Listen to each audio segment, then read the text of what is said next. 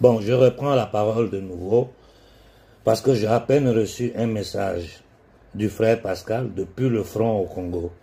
Écoutons ensemble le message qui vient à peine de nous envoyer à nous tous. La chose qui me dépasse, c'est qu'en ce moment, ces mêmes occidentaux, c'est-à-dire ces mêmes impérialismes, ce pouvoir atlantico-sioniste duquel nous parlons, sont en train de demander, l'Union européenne et l'Angleterre sont en train de demander d'envoyer leurs soldats au Congo pour aller se mettre entre eux et le M23, leur création. Quand je vous dis qu'ils ne vont pas arrêter, tant que les peuples africains ne vont pas s'élever, voilà ça devant nous. Vis-à-vis, tout le monde sait que c'est eux. Maintenant, ils disent qu'ils vont venir se mettre au milieu pour nous séparer. Écoutons le frère Pascal. Et cela fait un moment, je ne vous ai pas annoncé, appelé, pour vous annoncer notre dérive de situation d'événements de la guerre à l'intérieur de notre territoire, la RDC, vers l'est dans le Grand Kivu, en général et particulièrement au nord et au sud Kivu. Monsieur doyen Konaré, la population du Kivu vit depuis 3 décennies un désastre criminel. Il n'y a personne qui vienne nous aider à mettre fin à cette tragédie que nous traversons en RDC. Comme vous le savez, la ville de Bukavu est au mai des agresseurs rwandais et ougandais après la prise de la ville de Goma par la complicité de l'ONU à travers la MONUSCO et l'inertie du régime actuel de Kinshasa. Au sud Kivu, la ville est restée 3 jours sans la présence du M23 ni de l'armée régulière congolaise. Nous sommes restés seuls, abandonnés dans une plantation d'esclaves donc.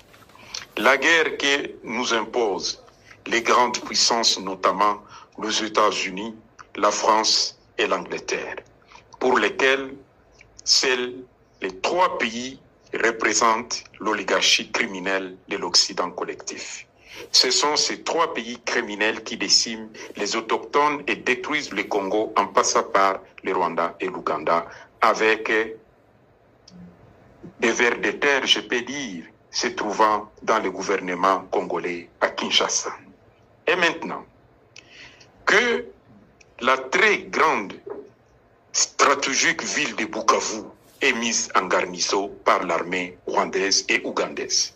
C'est une annonce du bouleversement de la cartographie initiale du Congo qui fera donc l'objet d'une balkanisation de la RDC pour tenir le peuple pendant longtemps dans l'esclavage aux mains de l'occupant, qui n'est pas autre que l'Occident collectif.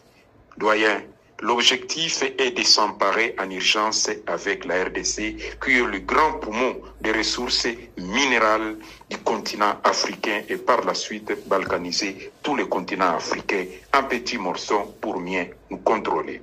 Et maintenant, j'en appelle à M. Paul Kagame du Rwanda et Félix Tshisekedi de la RDC. Les frontières du Rwanda et du Congo n'appartiennent pas à Paul Kagame ni à Félix Tshisekedi. Ces frontières appartiennent au peuple rwandais et au peuple congolais. Toutes les décisions que ces 2 présidents vassaux des impérialistes prennent contre nous se retourneront contre eux s'ils ne changent pas leur comportement d'esclavagiste. Et maintenant, j'en reviens à l'élite intellectuelle rwandaise et congolaise. Notre peuple est décimé matin, midi et soir depuis plus de 3 décennies.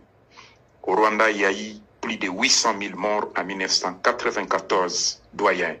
En RDC, dans 3 décennies, nous avons enregistré plus de 18 millions de morts aujourd'hui. Et un autre génocide est en cours sur le territoire congolais par la rise de l'oligarchie occidentale. Nous disons donc aux élites rwandaises et congolaises de s'unir pour mettre fin au pouvoir de Paul Kagame et au pouvoir de Félix Tshisekedi. Ce sont les 2 instruments que l'Occident collectif utilise pour balkaniser la région des Grands Lacs et par la suite l'ensemble du continent africain. Et enfin, je reviens à l'élite intellectuelle congolaise une fois de plus. L'Est et l'Ouest de la RDC sont séparés de 2500 km par la voie aérienne. Sans la voie terrestre, nous vous prions, vous les frères Kinois, qui êtes à l'ouest et particulièrement dans la ville de Kinshasa, débarquez sur les ambassades de ces 3 pays occidentaux, complices de la guerre du Kivu, en particulier l'ambassade de Zissa, du Royaume-Uni et de France.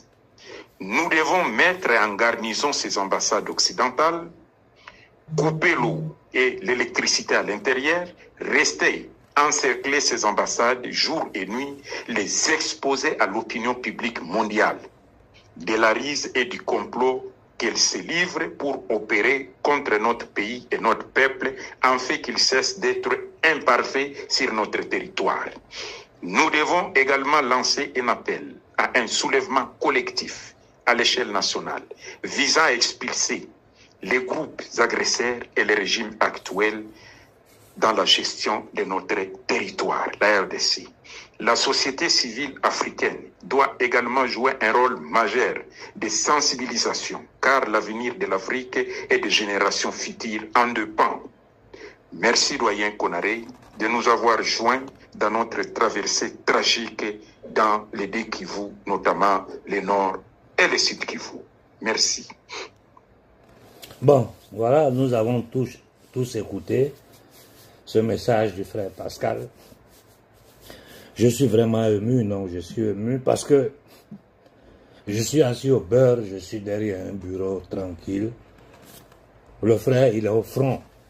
En ce moment, ce message qu'il m'envoie là, il est en brousse pour défendre sa terre. Je crois que je n'ai plus rien d'autre à ajouter. Faisons une profonde réflexion. Bon début de semaine à tout le monde.